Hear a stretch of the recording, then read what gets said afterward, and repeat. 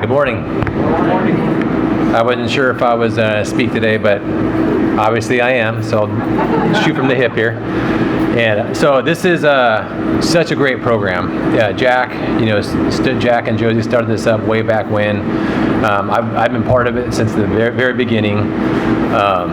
It's such a phenomenal program. But before I get there, I do want to thank some people. I want to thank Jack for being here. I want to thank all the New Life Canine staff, Salas, and everybody, all the handlers the staff that come in, and the incarcerated that helped the inmates, and also Officer Buffalo, Officer Hernandez, and Acting CC Aguilar, and the other staff on AR, because it wouldn't happen if it wasn't for their support. And moving this program from west to east was a pretty big challenge.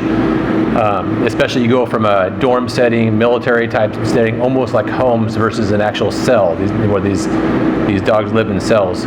So it's been a huge transition, and thank you to the staff, because it wouldn't happen without you guys, and we need their support for sure. The whole process, the graduation, this came about to have veterans and first responders with PTSD to live a better life,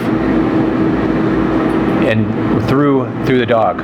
But there's so many byproducts, positive things that happen through this process that I've seen over the years. And by the way, this is going to be my last graduation, because I am retiring this year.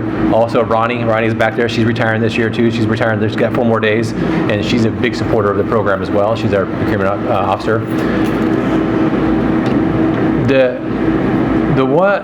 And every warden has dog programs.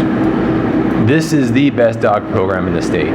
They have ones. All dog programs are good, but this one is so big. It does so much servicing for everybody. So some of the byproducts I want to talk about is, it all starts with the breeders, right, and the donors.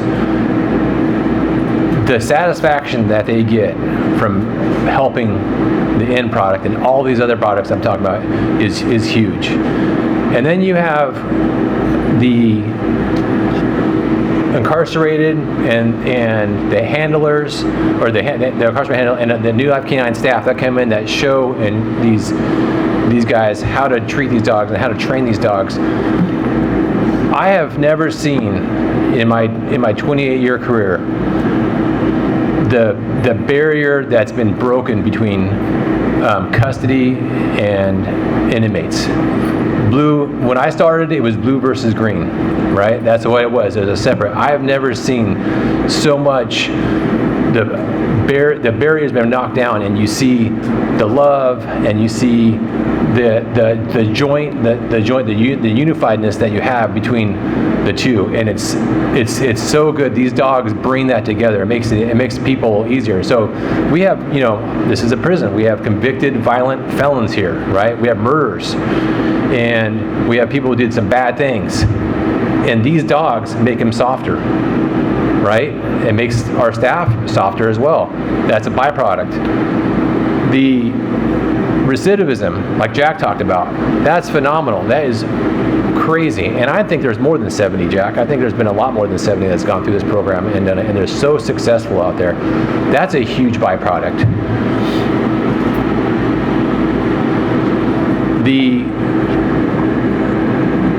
What the inmates learn and what the staff get out of this as well is invaluable. Just the treatment of the dogs, the teaching of the dogs, it bleeds over to the work balance, and it's big. And then these graduations are hard because you had people that have been basically raising these dogs for 2 years, and now they got to give them up to the veterans or their first responders.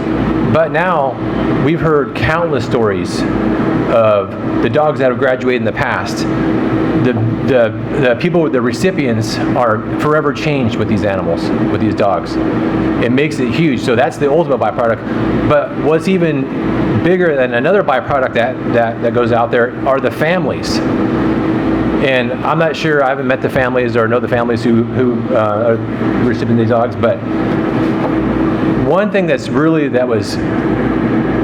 huge for me was one of the graduations we had.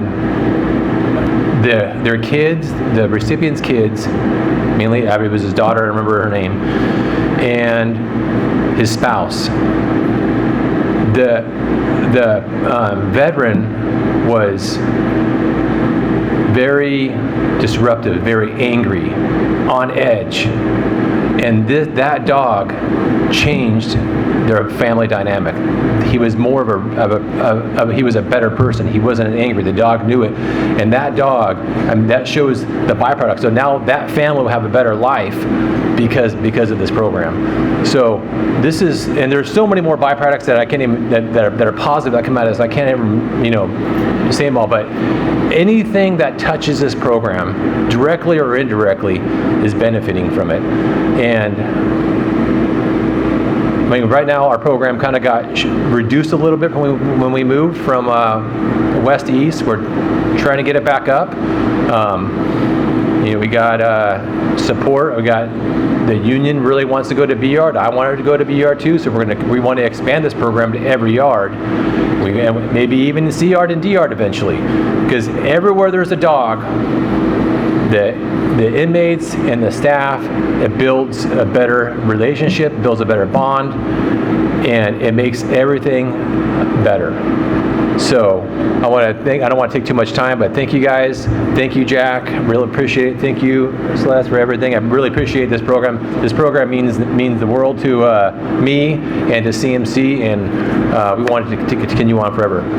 One thing I do want to say, that if there are people out there, anybody, we lost the funding for the grants for this program. Jack's foundation lost it. I see a guy with the ARC hat back on there. ARC got a lot of funding for a lot of the grants that out there. We lost our funding. This is zero recidivism. They put in for it. They got denied, right? They got denied. So they got denied. So this program doesn't run for free. This costs a lot of money. We say, Jack was saying about the $125,000 per incarcerated person. Yeah, that's significant. But it's expensive to run this program. So if you guys know any donors or people want to donate to this, get with Celeste or with Jack, and they'll be able to take you, because it does take a lot. It takes a team effort to make all this happen. So, all right, thank you guys.